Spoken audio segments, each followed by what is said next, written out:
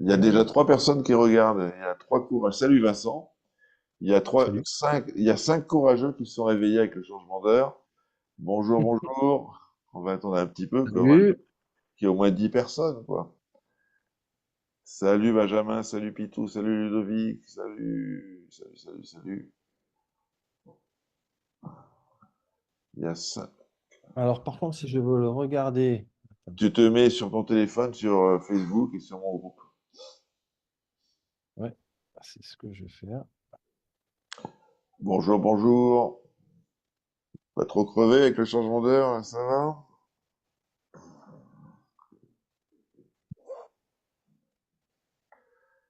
Ça y est, c'est fait. Bon, ça faisait très longtemps que l'abbé Chalias n'avait pas fait l'honneur de célébrer une messe le dimanche matin. Donc on y est. Voilà. Salut Avec Vincent. Mathias, Ouais, salut, tout le monde. ça tombe bien pour le week-end de Pâques, c'est cool. Euh, donc, qu'est-ce que tu deviens, vite fait? Qu'est-ce que je deviens? Donc, j'ai fondé une association qui s'appelle Ocean Gardener et on fait de la restauration de récifs. Donc, j'ai des gros projets. On a planté plus de 100 000 coraux maintenant. Ah Donc, ouais? dans ma carrière, j'ai déjà planté plus d'un million de coraux. Donc, on a déjà planté 100 millions de coraux. On fait de la restauration de récifs, on fait de l'éducation envers les communautés locales.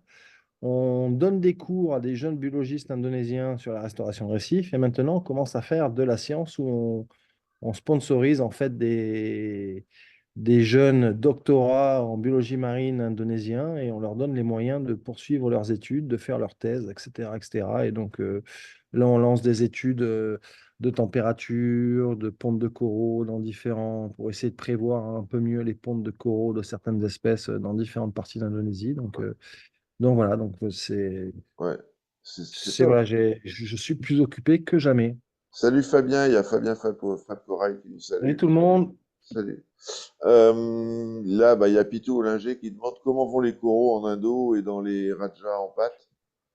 Alors, de toute façon, après, il faut savoir que déjà, les coraux, il y a un truc, c'est pas ça va bien, ça va mieux. C'est quelque chose, c'est pchit, ça va bien, et puis boum, ça va mal, et puis ça remonte un peu, et puis ça remonte, ça descend, et puis ça remonte, et puis ça descend, puis ça.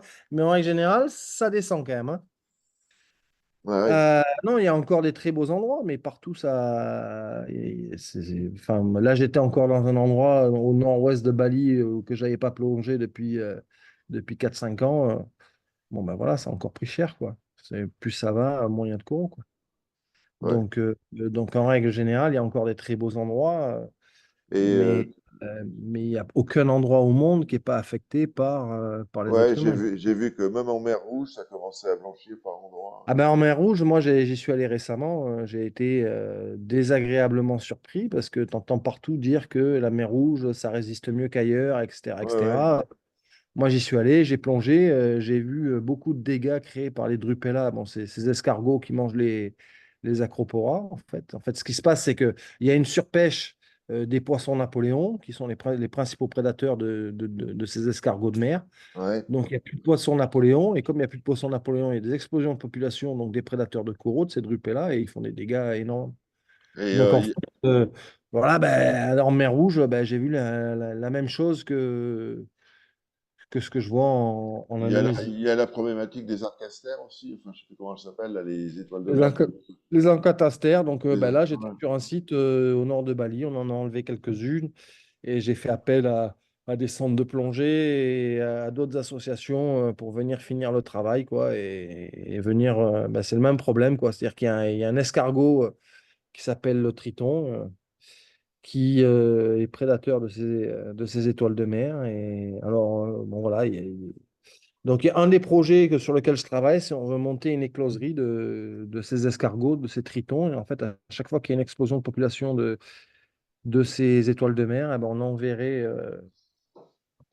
enverrait sur place Une de ces escadrille escargots qui sont d'escargots. Ouais. pêchés par les pêcheurs et ils se nourrissent de la chair et le coquillage, la coquille est revendue aux touristes. Donc, bon, ben voilà. Donc, Donc, du coup, ils sont ouais. surpêchés, quoi.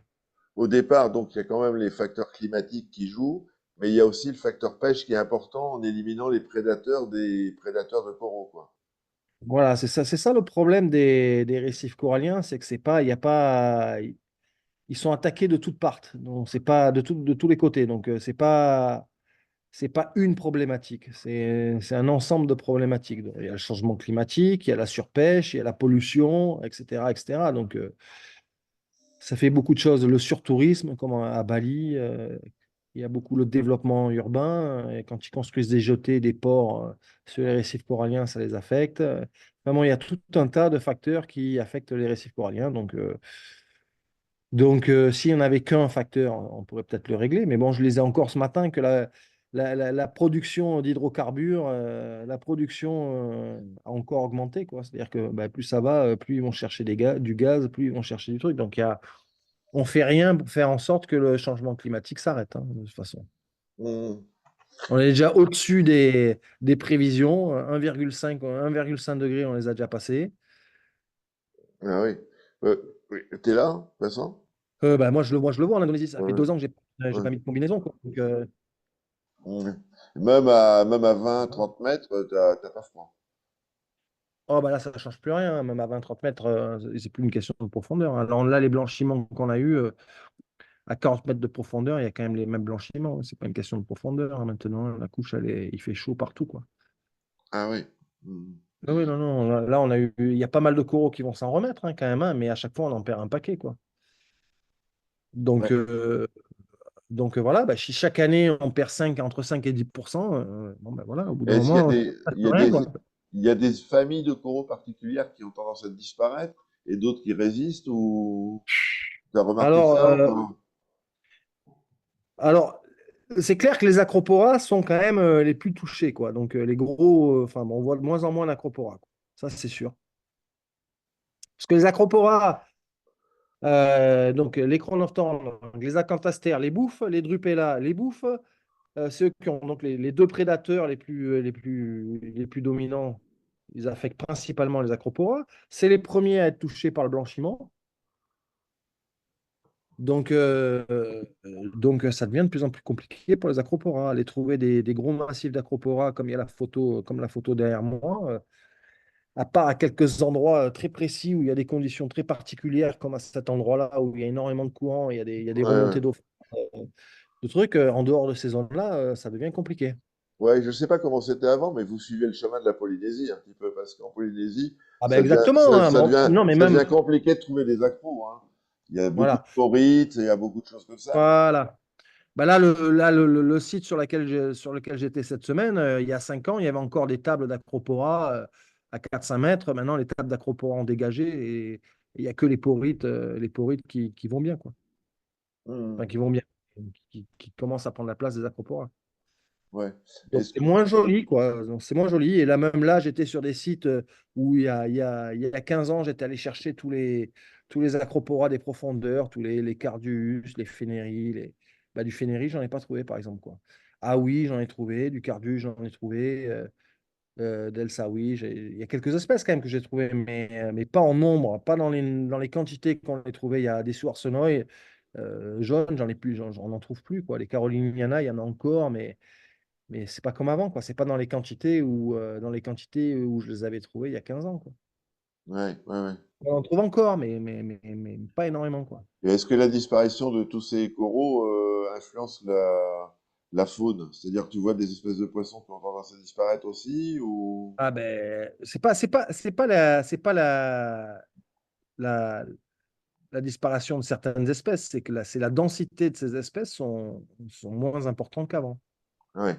C'est-à-dire moins de demoiselles, moins de choses comme ça. Voilà. Ben, c'est simple, hein, à chaque fois que tu croises un massif d'acropora, déjà de loin, tu vois tous les poissons qu'il y a au-dessus, quoi. Ouais, ouais. Hmm. Et puis quand on enlève les massifs d'acropora, il y a tous ces massifs de poissons, ils sont plus là non plus, quoi. Donc il y a moins de poissons. Et ça, c'est général dans toute l'Indo. Enfin, Ah, t'as c'est pas général partout en Indo, quoi. partout. Et tu Partout, dirais dans le partout. monde ou... Dans le monde, non, parce qu'il y a des endroits, genre en Australie, par exemple, ils gèrent mieux leur pêche, donc il y a moins de problèmes de surpêche. Bon, après, ils sont 27 millions sur un pays qui est plus grand que l'Indonésie, hein, alors qu'en Indonésie, ils sont 300 millions. Donc, du coup, ça fait un peu moins de monde à nourrir. Donc, ils ont le luxe de pouvoir gérer leur pêche différemment. Donc, ils respectent. Ici, en Indonésie, si ça fait plus de 5 centimètres, ils le pêchent, ils le bouffent, hein. Ah ouais. Alors en Australie, il y a quand même des quotas et des tailles minimum à respecter, etc., etc. C'est à peu près respecté, quoi. Est-ce C'est qu'en contrôlé. Indo... De toute façon, on va sur la grande barrière de récif. Donc, tous les bateaux, ils sont obligés d'être identifiés. Ils sont obligés d'avoir un GPS, d'avoir des balises, etc., etc. Et il y a des avions qui survolent régulièrement la grande barrière et qui identifient tous les poissons, tous les bateaux qui sont sur la grande barrière. Donc, c'est contrôlé. En Indonésie, il n'y a rien de tout ça. Est-ce qu'il y a des zones marines protégées autour de chez toi? Il y a des Ou... zones marines protégées sur le papier, Mais mais en elles sont pas réalité, protégées? protégées. Hmm. Elles sont protégées par les locaux, quoi. C'est-à-dire que si les pêcheurs qui vont venir de l'extérieur, ils vont faire attention à ne pas se faire attraper par les pêcheurs locaux, quoi. Mais c'est tout, quoi. Il n'y a pas de Hmm. patrouille, il n'y a pas de. Non, non, non, non, non, non, ça n'existe pas. Bah, de toute façon, il y a toute cette rhétorique, ce qu'ils appellent Blue Economy, que j'adore, hein. Voilà, ils essaient de. Il n'y a plus de poissons à prendre. Il y a plus d'économie possible, quoi. Il y a plus Les récifs sont en train de diminuer, il n'y a plus de poissons et ils te parlent encore de Blue Economy. Les mecs, je Hmm. sais pas quoi, je sais pas quelle drogue ils prennent, quoi, mais il faut qu'ils aillent faire un tour sous l'eau, quoi. Il n'y a Ah plus ouais. rien, il y a plus rien à prendre, il n'y a plus rien à arracher, c'est fini, quoi. La blue economy, il n'y a plus moyen de faire des profits, c'est fini tout ça. Et tu as Donc, l'impression que ça s'accélère, cette dégradation, ou... oh, bah oui, ça s'accélère. Oui, bah oui, ça s'accélère, oui, ça s'accélère, oui, ça s'accélère. Enfin, moi, il y a pas une année, dans les 5 dernières années, il n'y a pas une année où j'ai pas vu un blanchiment. Ah ouais. Alors il y a 10 ans, c'était tous les 2 ans, tous les 3 ans, tous les 5 ans, on en voyait un de temps en temps, un blanchiment. Ici, chaque année maintenant, il y a un blanchiment. Alors, pas, heureusement, pas chaque année sévère comme cette année. L'année dernière n'était pas trop sévère, mais l'année dernière, il y a eu un blanchiment. L'année d'avant, il y a eu un blanchiment. Ça fait 4 ans ou 5 ans depuis 2016-2017 où il n'y a pas une année où on n'a pas eu de blanchiment. Et tu évaluerais le pourcentage de coraux qui se rétablissent à combien quand il y a un phénomène de blanchiment comme Ça ça? dépend de chaque zone chaque année, mais on va Ouais. dire qu'on perd entre 2 et 10% chaque année, quoi, sur chaque site. Ouais, donc il y a à peu près 90% des coraux qui se remettent, qui sont résilients après un phénomène de blanchiment. Ben, ils se remettent cette année, mais ils se remettront peut-être pas ça l'année prochaine. D'accord, Non, ouais. Et non, là, mais après, enfin, moi, c'est hallucinant, hein. Quand je regarde ce qui se passe, je vois là, les mecs qui disent qu'ils ont trouvé des méthodes de restauration, ils ont imprimé des machins, des trucs. Non, mais où, quand, comment, mais c'est où que ça marche, quoi. L'information est bourrée d'informations positives, mais qui sont pas du tout en phase avec ce qui se passe dans le milieu naturel. hmm, Enfin, je suis désolé de casser le moral à tout le monde le lundi matin, le mais les dimanche, nouvelles dimanche, sont pas dimanche. bonnes, quoi. Le dimanche Di- matin, Dimanche. mais Ouais. les nouvelles sont pas bonnes, hein, Hmm. malheureusement. Et, Même les poissons d'aquarium, il faut aller les chercher de plus en plus loin. Là, cette année, enfin, l'Indonésie, ils vont arrêter la collecte de poissons, de coraux sauvages. ah oui?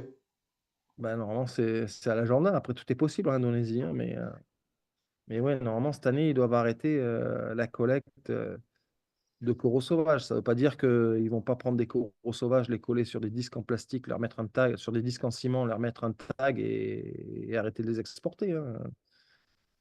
Mais officiellement, cette année, c'est la dernière année où il y a des quotas sauvages.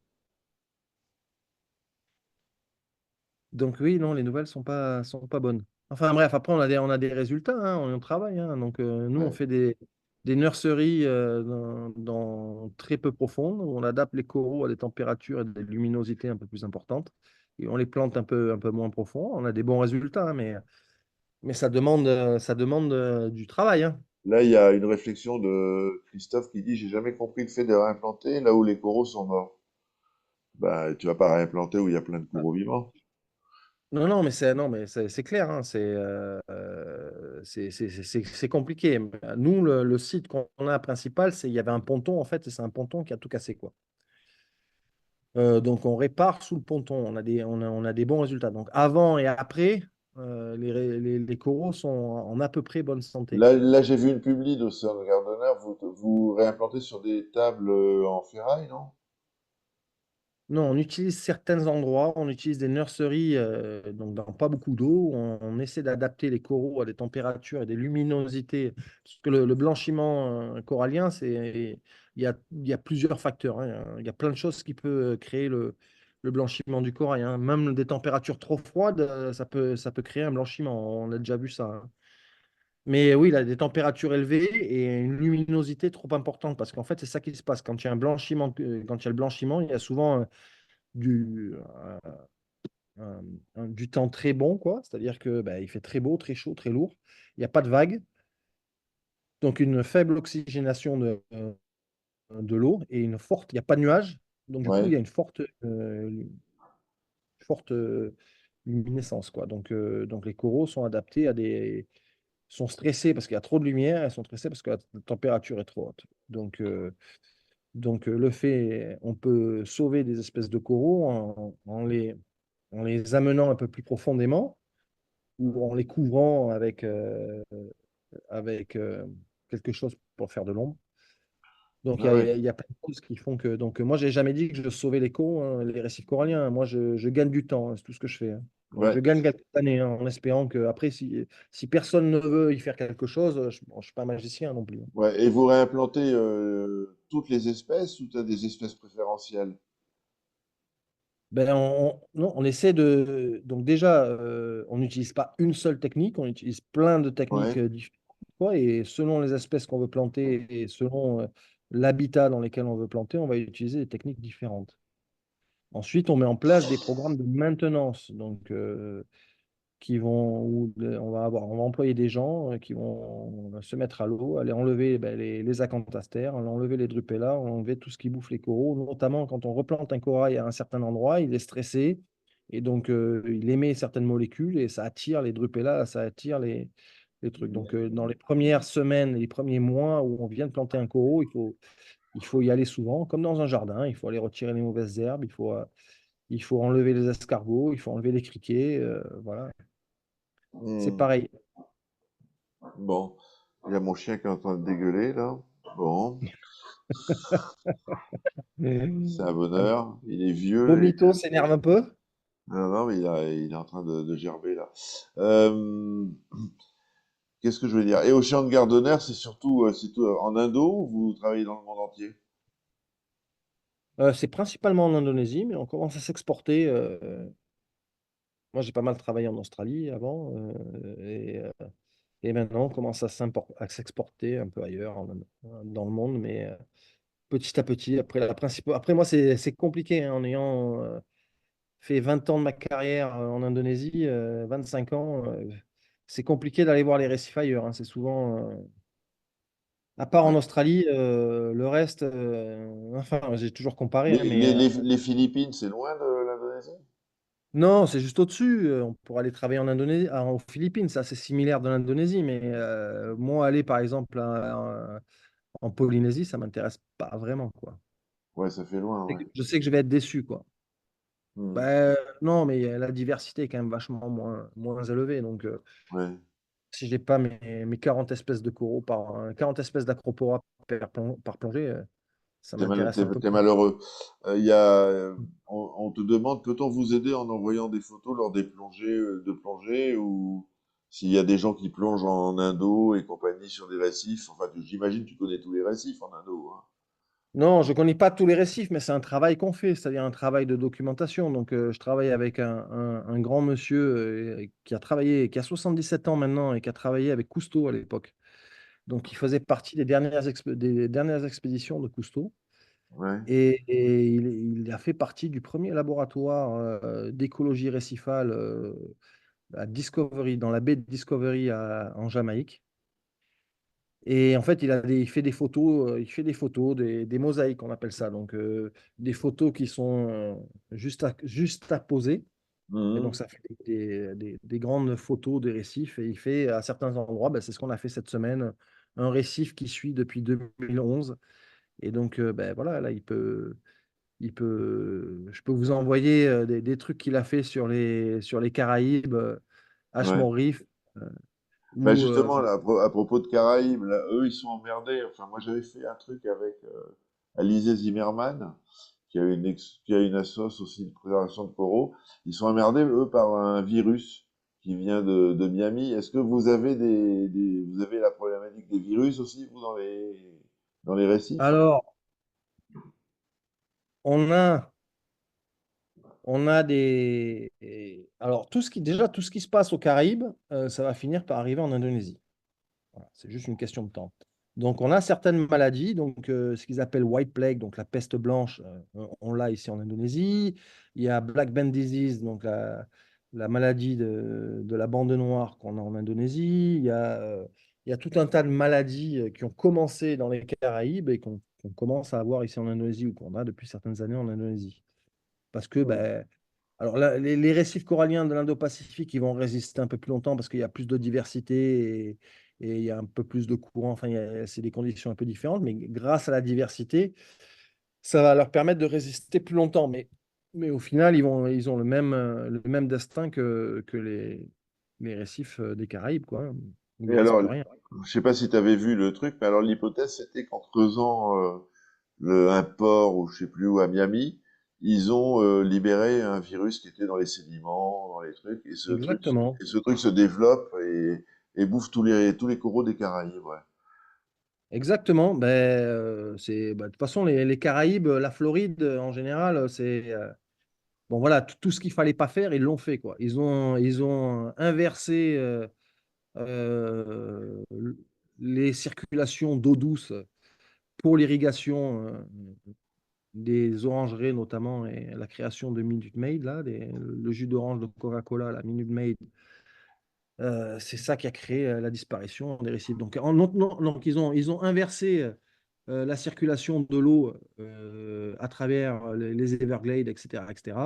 Donc, du coup, l'eau dans le port, dans Miami, l'eau salée s'infiltre dans Miami.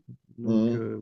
au lieu de faire sortir de ça, donc ils ont inversé les cours d'eau douces, ils les ont pollués avec énormément d'engrais, d'herbicides, etc., etc. Donc, il y a des gros problèmes, hein. On pense que notamment pour les diadèmes, les oursins diadèmes qui permettent de nettoyer le récif et d'empêcher que les algues elles envahissent tout, on pense que c'est à cause des herbicides ou d'autres molécules qui ont été libérées. Donc, ils ont pollué, inversé le truc. Après, ils sont allés déranger les sédiments. Donc, ils ont réveillé Ouais. des zones. Après, il y a des bateaux, tous les bateaux de croisière qui font les Bahamas où les gens montent sur ces bateaux-là pour manger 24 heures sur 24, hein, parce qu'un peu, c'est le concept, hein. Les mecs, ils montent sur le bateau, il y a buffet à volonté 24 heures sur 24. Donc, ils bouffent, ils chient.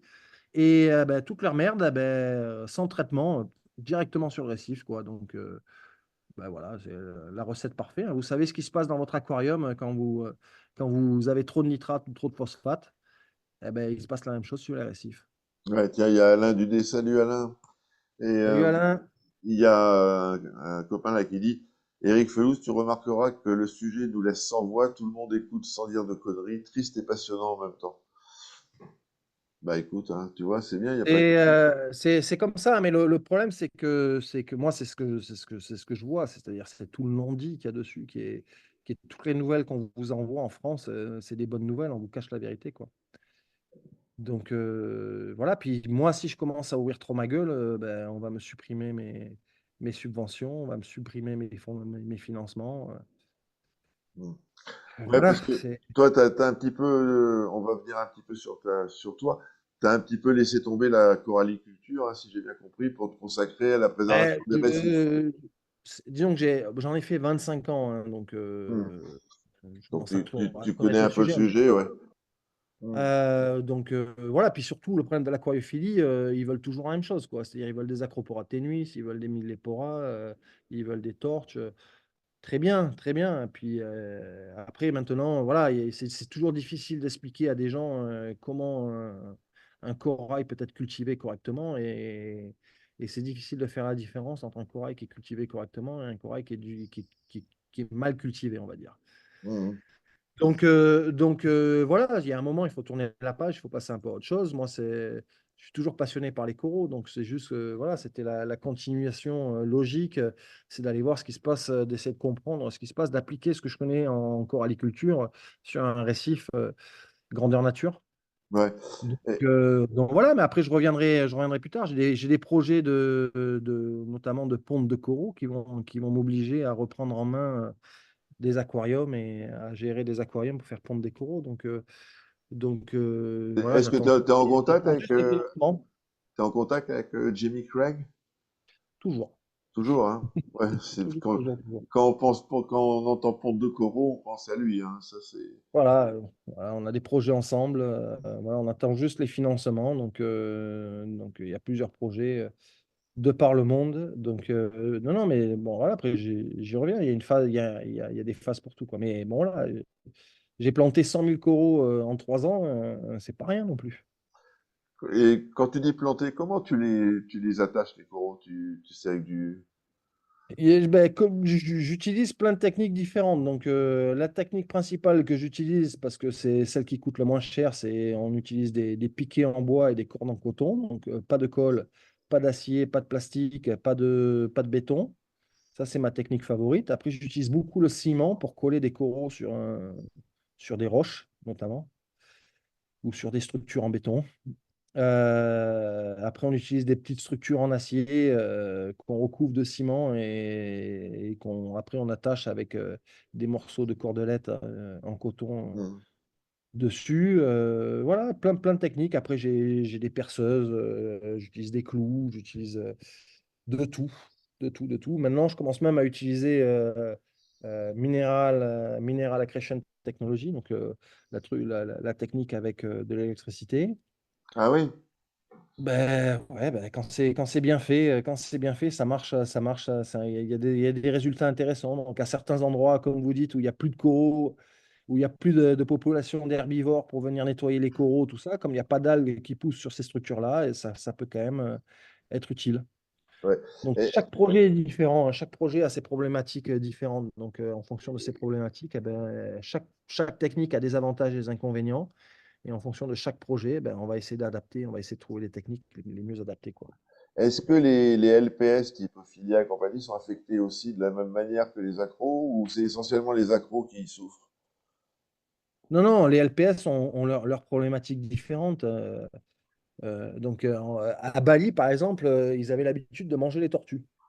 Donc, il y avait, moi, je me rappelle, dans les années 2000, entre 2000 et 2010, on voyait plus de tortues, quoi. C'était fini, quoi. Et ils ont arrêté la pêche à la tortue, donc super. Ils pêchent plus les tortues. Sauf que ben, ils continuent à pêcher les requins-tigres qui bouffent les tortues. Et donc, ben, il y a des explosions de population de tortues. Et il y a une espèce de tortue, donc hawksbill, donc la tortue à tête de faucon, là, je ne sais pas comment on l'appelle en français, quoi, la hawksbill tortue, turtle. Et elle se nourrit de coraux LPS, quoi. Elle aime bien les Plérogyra, les Euphilia, elle aime bien ça, quoi. Quand il y a de la chair, des bulles, tout ça, quoi. Donc il y a certains endroits, on avait des énormes colonies de Plérogyra simplex. Et on a une tortue hawksbill de 1,50 m, une énorme qui s'est mise là-bas et elle a tout défoncé, quoi. Elle a tout bouffé, quoi. Donc, on a ramassé quelques bouts par terre, on les a mis sur des nurseries, on a réussi à sauver la lignée, en fait. Mhm. Ça va nous prendre quelques années pour recréer mais elles font des dégâts assez impressionnants, quoi. Et tout ça parce qu'ils bouffent les requins-tigres. Ouais, Tout ça parce que voilà, les Chinois bouffent les ailerons de requins et qui vont attraper les requins. Et voilà, quoi. Donc, enfin, moi, j'ai jamais vu de requin-tigre en Indonésie, quoi. Jamais. J'en ai vu en Australie, mais j'en ai jamais vu. Je sais qu'en Polynésie, ils en voient régulièrement. ouais, Moi, jamais vu en Indonésie, jamais, hein. Pourtant, j'ai plus de 10 000 plongées, hein. ouais, quand même. Oui, donc, ouais. T'as des branchies? Non, Pas non, encore. pas des branchies. Mais ça Euh, va, je suis bien dans l'eau. bah ouais, j'imagine. Là, j'avais une question. Bon, on va varier un peu les sujets. Qu'est-ce qui peut expliquer des STN dans un aquarium? Des accros qui, petit à petit, Ah ben, STN, là, disons que tout le monde a sa petite théorie, hein, mais en général, c'est un changement c'est un changement de nutriments, de rapport d'azote et de phosphore et de carbone à un certain moment donné, quoi. Donc, ça peut être un problème d'alcalinité. Mhm. Juste un petit passage à vide, hein. On oublie de calibrer la pompe doseuse ou quoi que ce soit, et donc un petit problème d'alcalinité. Mais bon, voilà, notre théorie à nous, nous, on a remarqué que souvent les RTN, c'était au printemps. Ouais. Et donc, qu'est-ce qui se passe au printemps? Eh ben, Les il y a pollens? voilà, le pollen, la montée de température, les gens, un changement de climat qui fait que ben, voilà, au lieu de chauffer, il faut refroidir un petit peu, quoi. Et donc, une petite montée de température avec une petite dose de pollen dans le truc. Et donc, ça crée. Après il y a plusieurs choses, hein. Après, il y a que l'aquarium commence à être bien plein de coraux, donc il y a moins de courant, il y a moins de lumière. C'est ça qui déclenche les RTN, quoi. C'est compliqué, hein, de rester sur le même courant dans un aquarium avec des coraux qui poussent, quoi. Donc, il y a un moment, il faut soit rajouter des pompes ou soit mettre un coup de sécateur. Mhm. Là, il y a une question de quelqu'un. Bah, c'est bien s'il y a quelques questions. On va faire un peu d'aquario là, pendant 20 minutes, une demi-heure. Et, Est-ce qu'un euphilia qui perd du tissu est rattrapable? ben oui, je pense, même un Euphilia qui fait une Brongeli, il est rattrapable, quoi. Enfin, il est rattrapable. Enfin, il vaut mieux séparer, il vaut mieux se débarrasser de toutes les têtes qui sont parties en sucette, mais les têtes qui sont encore inertes, c'est rattrapable. Donc, même une branche gelée, bah, il faut couper 1,5 cm à l'intérieur des tissus et sauver ce qui reste. Donc, oui, c'est toujours rattrapable. Dans le milieu naturel, pour les white plague, c'est une infection bactérienne. Eh ben, ils mettent un probiotique, quoi, et ça marche, quoi. Ils mettent des antibiotiques, même dans le milieu naturel, ils arrivent à les sauver. Donc ça marche aussi en aquarium. Mhm. Il n'y a pas de raison. D'accord. J'avais vu passer un truc Probablement aussi. que ces techniques de probiotiques, tout ça, ça va finir ça va finir par accoucher de produits pour l'aquariophilie aussi. C'est quoi? C'est des levures, des choses comme ça, non? Oui, c'est des solutions bactériennes qu'on trouve en grande quantité sur les coraux. Et donc, en fait, bon, pour l'instant, dans le milieu naturel, c'est toujours un peu compliqué de le mettre. Mais pour l'instant, l'idée, ce serait de prendre un espèce de tissu, d'envelopper la colonie corallienne avec et d'injecter dans ce tissu la solution pour qu'elle reste suffisamment en contact avec la colonie bactérienne, avec la colonie de corail, et qu'elle se fixe sur la colonie, et qu'elle remplace et qu'elle empêche les bactéries négatives De, de faire des produire et dégâts, ouais. voilà, de D'accord. faire des dégâts, quoi. Donc Mhm. après, il y a des autres, même, il y a des crèmes qu'on met sur la partie du corail qui est en train de partir, En qui est sucette? infectée. Ouais, Voilà, ça va finir par déboucher sur des produits pour l'aquariophilie, quoi. Il y a des d'accord. chances, quoi. Pour l'instant, Est-ce c'est que, étudiant. ouais, est-ce que les STN sont, on peut les arrêter ou pas? En rétablissant les paramètres, ça s'arrête ou? Ben, en aquarium, c'est toujours compliqué, mais il faut notamment rétablir les paramètres et après, il faut couper, quoi. Il ne faut pas hésiter à couper, quoi. Il faut se débarrasser et il faut couper un bon 2 cm à l'intérieur de la colonie saine pour se débarrasser de toutes les bactéries négatives ou virus, ou etc., D'accord. etc. Là, t'es assis, ouais. Là, il y a Maxime qui dit la méthode probiotique Aquaforest est bien pensée alors. Je ne sais pas. Aucune Ouais, idée. aucune idée. Je ne sais même pas de quoi ça. Je n'ai jamais essayé. Euh, je ne À sais pas. voir, on verra. Comment sauver des gonioporas atteints par des infections bactériennes? Est-ce que tu as une idée? Alors, comment sauver? C'est quoi les gonioporas? C'est manganèse, c'est ça, hein? Ouais, Ben voilà, hein, donc regardez les traces. Souvent, ben, c'est comme les euphilia, hein, c'est coupé à l'intérieur, quoi. Un coup de bétadine et rétablir les paramètres qui font que ça parte pas en sucette à nouveau, quoi. c'est pas facile à maintenir les gonios, hein. Enfin, moi je trouve. C'est pas facile enfin, c'est pas facile. Moi, j'ai jamais trouvé, hein. Je trouvais que à partir du moment où on fait un test d'oligo tous les quelques semaines, tous les On- mois, et qu'on maintient son iode, son manganèse, son fer et quelques paramètres un peu comme ça correctement, normalement, il n'y a pas trop de problème, hein. Ouais, là, il y avait justement, j'avais vu passer un truc. Il y a beaucoup de bacs qui ont craché à cause d'un mauvais résultat sur l'iode à l'ICP. Enfin, je sais pas, ça doit pas être les ICP Triton, j'imagine. Mais Et il faut il y a savoir, il y a des ICP qui disent, des ICP qui disent il n'y a pas assez d'iode, donc les mecs en rajoutent plein et ils plantent leur bac. alors, le problème de l'iode, c'est que c'est compliqué à tester déjà avec ICP. Donc, déjà, c'est très volatile. Il suffit d'avoir un écumeur branché pour qu'il enlève de l'aquarium. Nous, tout ce que je sais, c'est que pour avoir pour que ça devienne un problème avec l'iode, il faut des dosages très importants. Hmm. Et donc, il y a beaucoup de gens qui disent que c'est à cause de l'iode. Moi, je pense que c'est autre chose. Ouais. Voilà, moi je ne mettrais pas l'iode en cause parce que bah, il faudrait des dosages. Moi j'ai eu plus de 800 PPT hein, dans des bacs, hein, donc, et ça posait pas de problème majeur. Et là, les gens, ils parlent de 200 et ils parlent que c'est ça qui a mis leur bac en l'air. C'est ce qu'ils pensent, c'est leur avis, je le respecte, c'est pas le mien. D'accord. Donc toi, tu penses qu'il y a un autre facteur qui joue, hein. Moi je pense qu'il y a un autre facteur. Moi je pense que c'est autre chose. D'accord. Hmm. Alors là, il y a une question d'Andrea. Salut Andrea. Comment augmenter les phosphates et nitrates? Et ça fait 3 mois qu'il a 0 PO4 et un nitrate dans son anneau. La dino a pris le dessus, les pierres sont blanches. Je suspecte le sable noir d'Hawaï d'avoir eu du fer qui précipite les phosphates. Il faut regarder au cas par cas, quoi. Mais est-ce qu'il a un refuge ou pas?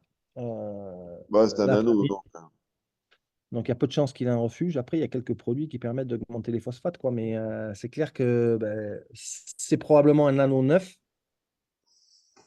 Hmm. Les gens sont souvent impatients, donc ils vont souvent trop vite, quoi. C'est une des raisons. Même toi, dans ton anneau, au début, tu as pas mal galéré.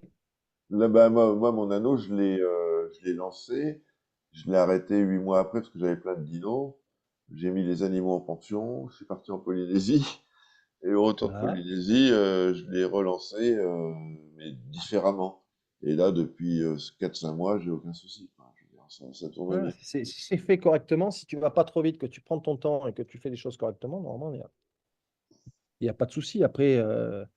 Après, voilà, revenir de dinoflagellé, c'est toujours compliqué. Il faut savoir être patient. Les gens ne veulent pas être patients et c'est pas parce qu'on rétablit les paramètres de nitrate, de phosphate pour être bien comme il faut, pour avoir 10 fois moins de phosphate que de nitrate ou 100 fois moins de phosphate que de nitrate, que ça va changer les trucs comme une baguette magique, quoi. Il Ouais. faut quelques semaines, quelques mois pour que ça se mette en place. Et c'est souvent un problème juste que le bac est neuf et qu'il faut un certain moment pour que ça se mette en place, quoi. Hmm. Donc, c'est ça le problème de l'eau de mer, c'est que le récifal, bah, ça prend 6 mois pour démarrer un bac. Ouais. Surtout que maintenant, sans pierre vivante, il y a plein de problèmes qui sont créés par le fait que ben, les gens démarrent des bacs avec des pierres inertes. Hmm. Donc, ça complique beaucoup les choses quand même. D'accord.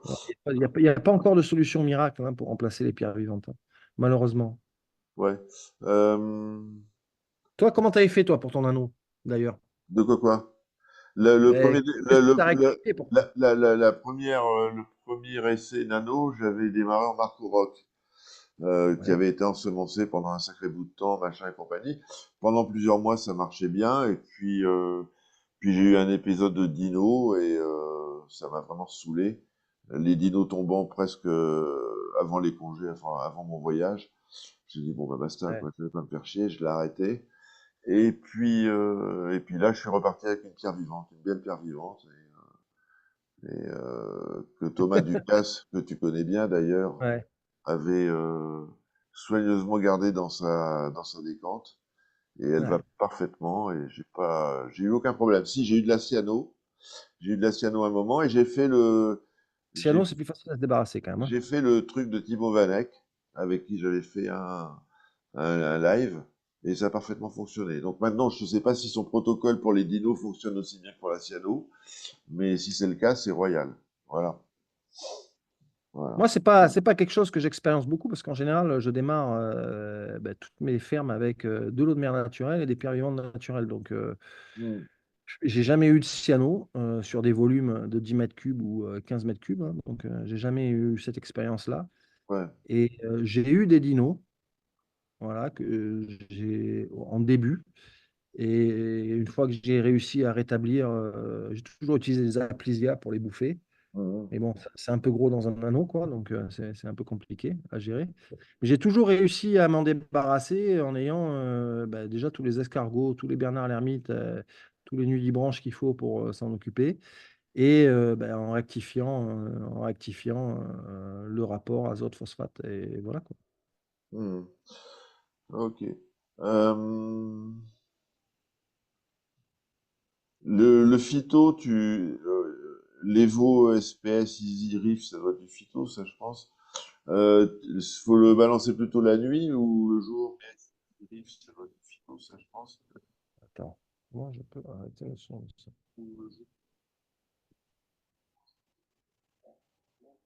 On va voir, je veux essayer d'avoir les. Tu les as? Ouais, je les ai. Ouais, voilà, tu peux lire, il y a pas mal de questions. Oui, bon, voilà, le bac qui est commencé depuis novembre, décembre, janvier, février, mars, il a 4 mois. Bon, ben voilà, c'est normal, hein. Y a-t-il un remède miracle ou vivant contre les algues filamenteuses? Ben oui, il y a plein de. Il faut regarder quelle algue c'est, mais oui, il y a plein d'herbivores, hein, qui les bouffent, hein.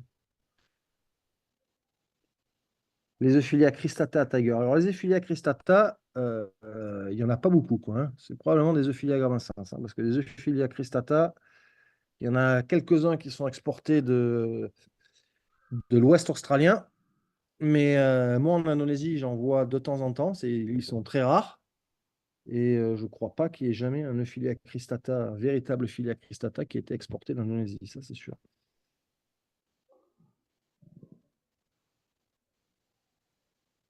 STNX, bah, c'est une solution qui est faite de, pour rétablir le phosphate et le nitrate. Donc, je pense que ça marche bien. C'était quoi ta question? La question, quelle question? Tu me Euh, posais une question juste avant. ouais, c'était où? Oui, le phyto, faut le mettre, faut remonter un peu, c'est ces bariums là qui posent la question. Tu le mets plutôt la nuit, le jour? Moi, je dirais la nuit, mais bon, maintenant, Euh, le phyto, ça dépend du bac. ouais, Déjà, il faut se demander pourquoi mettre du phyto dans un bac? Pour nourrir quoi? Si c'est pour nourrir des accros, euh, je le mettrais, je le mettrais plutôt la nuit, en fait. Parce que la nuit, il y a plus de chances, il y a la majorité des coraux qui vont être en mode nourrissage et il y a plus de chances qu'ils arrivent à s'en nourrir, quoi. Après, arrêter les pompes, tout ça en pleine journée, ça peut être des fois un peu risqué, quoi, quand les aquariums sont très éclairés. Mais ouais, il faut arrêter les pompes, il faut arrêter l'écumeur. Il vaut mieux faire ça en début de soirée, quoi, je pense. hmm, ok. Dans le Euh, milieu naturel, le phyto, il est en surface en pleine journée. Et la nuit, le phyto descend et le zooplancton remonte. ouais. Est-ce que, toi, à l'époque, quand tu t'occupais de la ferme, est-ce que tu nourrissais tes coraux, Vincent? Je nourrissais mes coraux, mais comme on faisait une majorité de LPS, j'utilisais pas de phytoplancton. Ouais, Parce que on produisait très peu de SPS, quoi. Parce que le SPS, c'est plus facile à produire en mer. d'accord. Ça n'avait pas aucune valeur. Enfin, si, ce qu'on faisait, c'est on colorait. Donc, on prenait des acroporas, on les mettait sous éclairage un peu puissant, on les colorait et après, on les revendait adaptés à l'aquariophilie, quoi. Ouais. Et, Euh, euh, et sinon, pour faire pousser de l'acropora, il vaut mieux le faire en mer. C'est plus simple.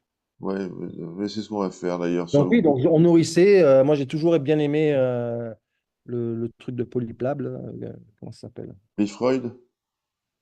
Erythroids, voilà. J'ai toujours bien aimé ça. Pour les coraux, on a une recette d'acide aminé notamment pour les faire pondre. Donc, j'ai une recette comme ça de tout un tas d'acides aminés qu'on mélange et avec lesquels on nourrit les coraux. J'ai toujours aimé le Nyokmam pour faire ouvrir certains coraux, les acanthos, tout ça, quoi, pour leur faire sentir un peu le poisson pourri. Ça permet Ouais, ça, faut de faire attention nourrir. quand, Ouais, faut pas trop en mettre, hein. parce Pas que trop en là, mettre. Et le truc autrement, est sur des gros volumes, hein. c'est sur vraiment des gros volumes. Ouais. Mais Euh, oui, Rifroid et pas mal de préparation maison, quoi. ouais.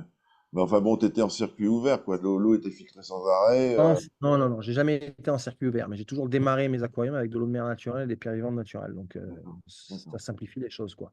Ouais, Mais non, non, à la fin, non, non, j'étais en circuit complètement fermé, mais sur des gros volumes. d'accord. Il y a toujours la fameuse question qui revient tout le temps. Le Cervera, tu as une technique pour l'éliminer ou tu Toi, tu dis, la connais, la technique, hein. hein? La technique, c'est Moi, j'avais cette mis une demoiselle demoiselle infâme. noire, hein? J'avais mis La une dem- technique, j'avais voilà, mis cette demoiselle infâme. la demoiselle noire, ouais. Tu mets Il va une tout cartonner dans le bac et qui va. non, tu mets une petite néoglyphinidon, machin, mélasse, là, qui est bleue, Voilà. très jolie quand elle est petite. Ouais, Elle bouffe le truc, puis une fois qu'elle a sa sale gueule, qu'elle est devenue grosse, qu'elle fout le bordel, tu prends un harpon et tu la bouffes. Voilà. voilà, c'est ça, sans pitié. Voilà, faut quand Non, même. puis après, ben voilà, le mieux, c'est de sortir la pierre et un coup de brosse dessus, hein. Bien Ouais, rincé, et encore, quand c'est et possible, encore. hein. Ouais. Non, mais c'est surtout qu'il faut, c'est le problème de tous ces trucs-là. Il faut pas se laisser dépasser, quoi. Hmm. C'est ça le problème, c'est qu'il voilà, il faut être actif d'entrée dès que tu le vois, boum, boum, tu gères, tu frottes un peu d'huile de coude, là, en 5 minutes, c'est là. Si tu laisses le truc se répandre, eh ben après, c'est très compliqué de s'en débarrasser, quoi. Donc, il faut aller vite. Pareil pour les Pareil Aptasia, les pour les Aptasia, Majano. pareil pour les cyanos, pareil pour tout, quoi. Ouais. Il Tiens, faut agir directement, quoi. Il y a Michel Piranha qui regarde. Ça doit être, voilà. Comment il Salut. va, Michel? Ah bah là, il déprime complètement. Il rentre de Thaïlande. Là, il est complètement Ah ouais, là. dépressif depuis hier. Mais bon. Ah, Euh, il est au fond du trou, là, tu vois. Le Ah décalage ouais, horaire, plus le demain, retour. boulot en plus. Demain, Non, demain, non, 8 heures boulot. lundi de Pâques demain, il a du bol. Ah, lundi de Pâques, il a une journée de repos supplémentaire. Et là, il avait 32 degrés, machin, truc. Il m'a envoyé des photos. Là, le temps de merde, il pleut, il fait froid, machin, changement d'heure. Donc, Je vous envie pas non plus. il dit il est en jet lag. Voilà. C'est ça, ouais. Là, il est devant son. Quelle heure il est? 10h48, donc 16h48. Là, il doit être en train de chanter avec des petits gâteaux. Il est 17h. C'est l'heure du thé, ouais. Ouais, chez toi, il est pareil, Pareil, il est 5 5 heures. heures. Il est L'heure 5 du heures, thé. ouais, c'est ça. Ouais, c'est ça. Ouais, c'est ça. C'est ça. Bon, vous avez d'autres questions, là? Olé, olé.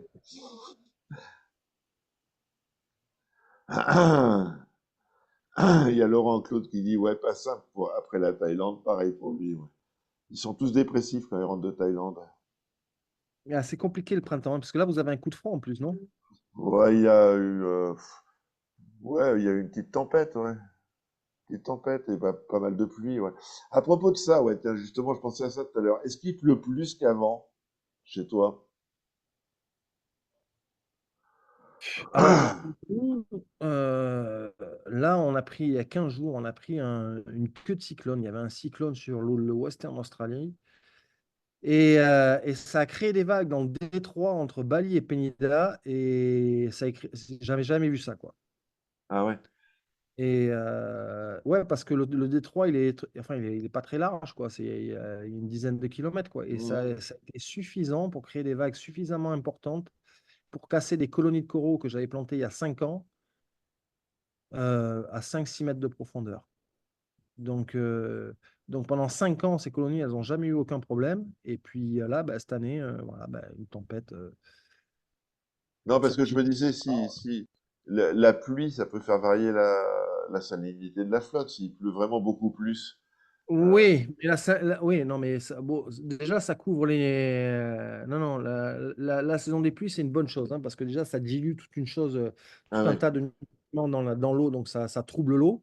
Donc, du coup, Mhm. la lumière, elle passe bien.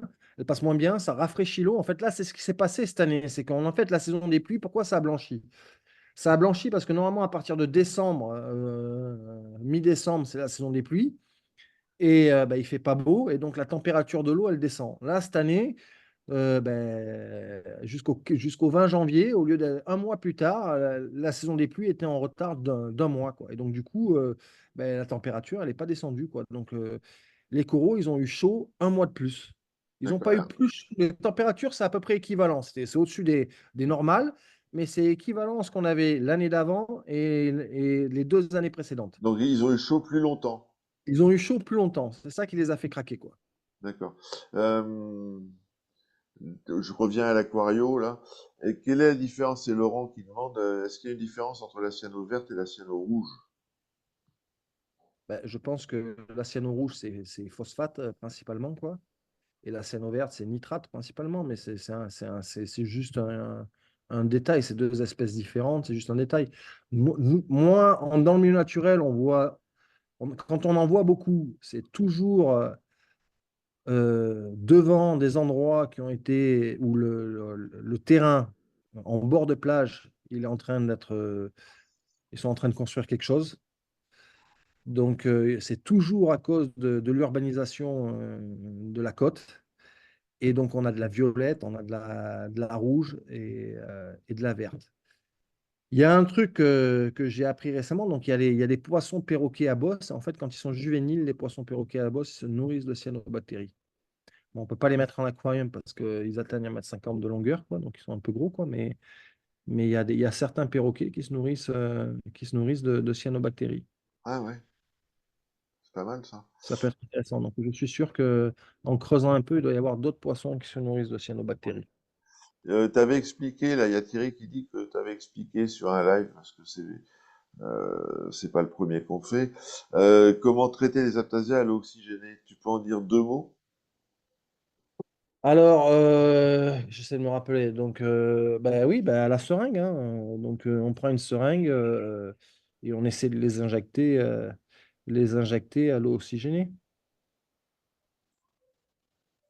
Et puis, on les voit, il y a des bulles qui se forment. Voilà. Alors, moi, en général, ce que je fais pour les finir, c'est à l'époque, je prenais du lait de chaux, donc de la pâte de chaux, et avec une autre seringue, je faisais un petit tas de pâte de chaux dessus, et puis ça finissait de la brûler, quoi. D'accord, d'accord. Ça marchait pas mal, ça. Ouais. Oui, je les pique à l'aiguille. Mhm. Donc, parce que dès qu'on les touche, en fait, elles se rétractent, donc ça devient compliqué de bien les piquer, quoi. Donc, il faut aller au pied et injecter. Il va se former ça va brûler, ça va devenir tout blanc avec des bulles. Et puis, des fois, elles sont, surtout les grosses, il faut le faire plusieurs fois pour que ça marche bien. Donc, pour être sûr que ça marchait, derrière, je mettais un petit coup de lait de chaud et ça la finissait, quoi. D'accord, ok. Est-ce qu'on a d'autres questions? Je regarde. Ouais, là, il demande les vues d'Hermanie. Tu y crois aux vues d'Hermanie qui éliminent les aptasias dans les aquariums? Ben, c'est comme tous les prédateurs d'Aptasia. Un coup, ça marche, un coup, ça marche pas. C'est comme les Shellmon. Il faut en essayer plusieurs pour être sûr, quoi. Et après, se le refiler, quoi. Il y en a qui les bouffent, il y en a qui les bouffent pas. Donc, ben, les Wurmani, c'est un peu pareil. Des fois, il faut en mettre plusieurs, quoi. Il faut Est-ce que jamais s'arrêter à une ou deux Wurmani, quoi. c'est vrai que c'est les vues d'Hermanie des Caraïbes qui les bouffent le mieux? Alors, nous, on a des espèces similaires ici en Indonésie qu'on trouve dans les huîtres, en fait, dans les Ah fermes ouais. d'huîtres. Mhm. Et donc, quand ils sortent les huîtres, il y en a des petites qui sont très similaires. Il paraît qu'elles les bouffent aussi. Je les ai jamais essayées, mais Ouais. c'est quoi? C'est Ratuna ou je sais plus ce que c'est le nom scientifique. J'ai oublié. Des aptasias en milieu naturel, t'en vois? C'est une bonne question. Très rarement. Et c'est souvent dans les endroits où il n'y a pas de coraux, quoi. Donc souvent là où il y a des galets, où il y a du sable et une petite roche par-ci, par-là, là, on va la voir. Mais sur un récif, c'est vrai qu'on ne les voit pas. Ou alors si on les voit, il y a énormément de... Par exemple, quand il y a un massif d'acropora, ben là, le massif d'acropora qui est derrière moi, Ouais. si vous regardez entre les branches, en fait, il y a des anémones de partout. Mhm. Il y a un lit d'anémones qui vit entre les branches des acroporas. Et donc, ben, qui profitent des turbulences créées par les acroporas dans le flot d'eau pour récupérer la bouffe au fond, quoi. Donc, il y a tout un tas d'anémones en fait qui vivent au sein des colonies de coraux et ça fait partie du biotope. Mais Donc, des la aptasias ou autre chose? non, c'est pas des aptasias, c'est Ah d'autres voilà, espèces, quoi. Et du d'accord, coup, d'accord. elles sont protégées. Les aptasias, c'est un peu ça. Elles vivent entre les coraux. Si elles vivaient au-dessus des coraux, elles se feraient bouffer directement par des poissons. Mais là, elles vivent entre les coraux. Donc, c'est pour ça qu'on les voit pas bien, quoi. Donc, c'est souvent dans les endroits où il y a du sable, où il y a des galets, où elles sont plus faciles à repérer, quoi, en fait, quoi. Où on D'accord. les Est-ce voit. que C'est les très rare. Vudermani bouffent les coraux une fois qu'elles ont plus d'aptasia? Mais j'imagine hein, qu'elles doivent bouffer, elles doivent en bouffer certains, en tout cas. Il n'y a pas de raison, enfin moi je vois pas de raison qu'elles bouffent des anémones et qu'elles se mettent pas à bouffer des coraux, quoi. Donc de toute façon, elles vont toujours choisir la facilité. Donc si elles sont bien nourries avec des granulés, etc., elles vont pas toucher aux coraux. Mais si elles ont faim, elles vont aller chercher le corail qui est accessible. Ok, Donc c'est toujours à double sens, hein. L'échellement, c'est pareil, il y a toujours un risque. Donc c'est quelque chose faut réussir à les enlever au bout d'un moment, quoi. ok. C'est pour ça que je préfère prévenir et donc sortir la pierre, lui mettre un coup de broche. Dès qu'il y en a une qui apparaît, boum, il ne faut pas les laisser se propager, les aptasias. Ok. Euh, Parce qu'en fait, les aptasias, ce qu'il y en a maintenant, c'est que ça brûle les accros, quoi. Bah déjà, ça consomme plein de bouffe. Ouais, On n'est pas là pour nourrir des aptasias, on n'est pas là pour faire pousser des aptasias. Donc, ça supprime, ça bouffe plein de produits que vous mettez dans le bac. Et puis, oui, ça finit par brûler et prendre la place d'autres animaux, d'accord. d'autres coraux. C'est parce qu'on veut, quoi. C'est parce qu'on cherche, quoi. Ouais. Il y avait une question tout à l'heure, enfin, je sais pas si Et puis, c'est c'était pas toi. beau en plus. Ouais, les Majanos, c'est plus joli. C'est fluo la nuit, c'est joli. C'est plus joli, mais ça reste marronasse quand même, hein. Ouais. Non, c'est vert, une Majano, c'est assez joli quand même. C'est vrai, il y en a quelques-unes qui sont un peu plus colorées, ouais, presque des Antacméa, quoi. Ouais, Des bébés Antacméa. je trouve ça, ouais, c'est pas laid. Est-ce qu'il va y avoir des nouveautés chez Triton? Demandé, je sais plus qui tout à l'heure. Oui, il va y avoir des nouveautés, mais on ne peut pas vous en parler. Super, merci Vincent. Je te Mais non, mais c'est pas remercie. évident, hein. Après, on pourrait sortir des bouffes comme tout le monde fait des bouffes. On pourrait sortir des sels parce que tout le monde fait des sels. On pourrait sortir, mais c'est pas évident de trouver des produits qui sont utiles et qui n'existent pas sur le marché. Ouais. Là, il y a Laurent qui demande, est-ce qu'en milieu naturel, il y a moins de vagues, moins... Quand tu plonges de nuit, c'est moins agité que de jour? Plus calme? Moins de vent, moins de Alors vagues, moins non, de il n'y a aucune courant? différence entre le jour et la nuit. Quand il y a du courant, il y a du courant le jour comme il y a du courant la nuit. Et quand il y a des vagues, il y a des vagues la jour comme la nuit. Et il y a des moments où pendant ben ouais, une semaine, 10 jours, ben, les coraux, ça doit être un peu, les poissons, ça doit être un peu compliqué pour eux, quoi. Donc, ils ont des périodes de 10-15 jours où ils sont bien remués quand même. D'accord. Mais bon, enfin, chaque intervention a ses avantages et ses inconvénients. Donc, oui, ça Non, remue, mais ça dilue de j'imagine que c'est... l'oxygène, ça amène de la bouffe, ça a quand même j'ima- quelques avantages. J'imagine que la question était, est-ce qu'il faut baisser le brassage la nuit en aquarium, quoi. En Mais il n'y a pas gros. de raison. Ok, Il n'y a pas de raison. d'accord. Il n'y a aucune raison. Enfin, de toute façon, bon, voilà, moi, c'est ce que j'ai appris, hein, c'est que quand vous arriverez à avoir dans un aquarium autant de mouvements d'eau qu'il y a dans le milieu naturel, vous pouvez y aller. Ok. Salut tout le monde. Est-ce que vous avez d'autres questions? Tibidibidip, tibidibidip, parce que Vincent, là, La messe du dimanche matin est terminée. bah, je sais pas, On mais y va là, là. je sens que tu as envie de ta bière, là. C'est Donc, l'heure. hein, 17 heures, là, ça va être l'heure de la petite bière. ça va être l'heure de la petite bière. Ouais. Euh, bon, bah écoutez, voilà. Si vous avez envie de regarder la messe, là, cette bénédiction euh, très sympathique, Amen, ouais, Michel, bah, vous l'aurez sur YouTube. Euh, Joyeuse Pâques, ouais. ouais, joyeuse Pâques, mangez plein de chocolat. Et puis, n'oubliez pas, demain soir, 21 h, ouais, on enchaîne. On aura Guillaume de Marinôme pour une soirée spéciale Acropora. Voilà. Donc, Ah, bien. voilà, on va se faire toutes les espèces d'accros, leur maintenance, leur machin, leur truc. Ça va être sympa Bien. aussi. Bon, bah, les amis, bon week-end de Pâques. Vincent, merci. À bientôt. Ça faisait une éternité hein, on se Et parle ouais, non, mais souvent, mais ça faisait une c'est éternité toujours, qu'on n'avait pas fait un petit live. Hein. c'est toujours compliqué. Bah ouais, C'est parce que toujours- mais je reviendrai à l'Aquario incessamment sous peu. bah ouais, t'es toujours par Mons et par Vaux, donc c'est compliqué. Bah, il y a un temps pour tout dans la vie. Il faut aller se balader un petit peu. Il y a plein de choses à découvrir. Mais t'as bien raison, t'as bien raison. Voilà. Autrement, Il la y a toujours des choses à coiffure, apprendre, hein. la coiffure, Puis, très bien. Hein. enfin, moi, j'ai la chance d'être dans le milieu naturel, Ouais, donc c'est là où on apprend le mieux, hein. ouais, voilà, Donc, il y a toute une immensité de connaissances ouais, qui, je suis sûr, m'apporteront beaucoup de choses positives dans le futur au niveau aquariophilie. c'est certain. Autrement, bravo pour ta coiffure, là, c'est tip top. Hein. Allez, Merci. Vincent, Ça salut, marche. bonne journée, bonne bière et merci Vous à toi. aussi, joyeuse Toujours Pâques. sympa. Ciao, ciao, ciao. Salut. Ciao, Salut, merci encore. c'est moi qui te remercie. Salut.